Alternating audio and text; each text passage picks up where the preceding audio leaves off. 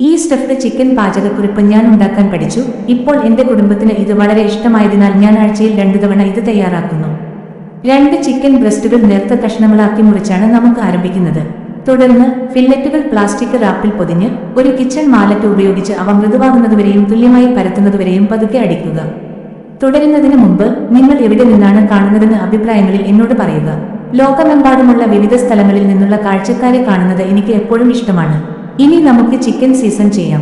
രുചിയിൽ ഉപ്പ്, രുചിയിൽ കുരുമുളക്, അല്പം പപ്രിക എന്നിവ ചേർക്കുക. ഫില്ലറ്റുകളുടെ മുഴുവൻ ഉപരിതലത്തിലും സീസൺസ് തുല്യമായി വിതറുക. അങ്ങനെ ഓരോ കടിയും രുചിയിൽ നിറയും. ഒരു പാത്രത്തിൽ 2 table spoon mayonnaise, 2 table spoon കടുക്, 1 ടേബിൾ സ്പൂൺ ക്രീം ചീസ് എന്നിവ കൂട്ടിച്ചേർക്കുക.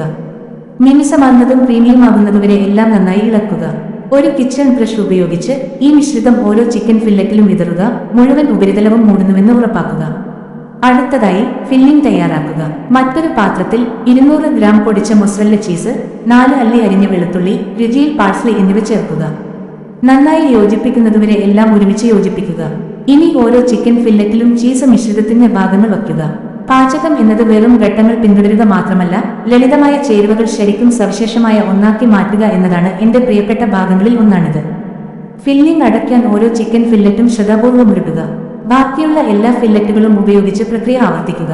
അല്പം ക്ഷമയും ശ്രദ്ധയും ഉണ്ടെങ്കിൽ ഈ ലളിതമായ റോളുകൾ രുചി നിറഞ്ഞതും ചെറുക്കാൻ കഴിയാത്തതുമായ ഒരു വിഭവമായി മാറുന്നു. സ്റ്റഫ് ചെയ്ത ചിക്കൻ റോളുകൾ ഒരു ബേക്കിംഗ് ഡിഷിലേക്ക് വയ്ക്കുക. അവ വശങ്ങളിലായി ക്രമീകരിക്കുക.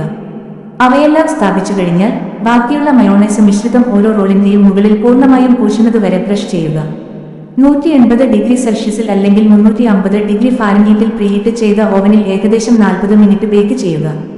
സമയം കഴിയുമ്പോൾ ഓവനിൽ നിന്ന് ഡിഷ് ശ്രദ്ധാപൂർവ്വം നീക്കം ചെയ്ത് സ്റ്റഫ് ചെയ്ത ചിക്കൻ ഒരു സെർവിംഗ് പ്ലേറ്റിലേക്ക് മാറ്റുക. ഉള്ളിലെ ആ സ്വർണ്ണ നിറവും രുചികരമായ ഉരുകിയ ഫില്ലിംഗും നോക്കൂ.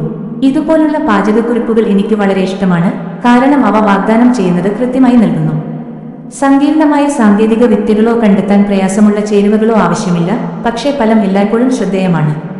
വീട്ടിൽ തന്നെ ഈ സ്റ്റഫ്ഡ് ചിക്കൻ പാചകക്കുറിപ്പ് പരീക്ഷിച്ചു നോക്കൂ. നിങ്ങളുടെ അഭിപ്രായം എന്നെ അറിയിക്കൂ.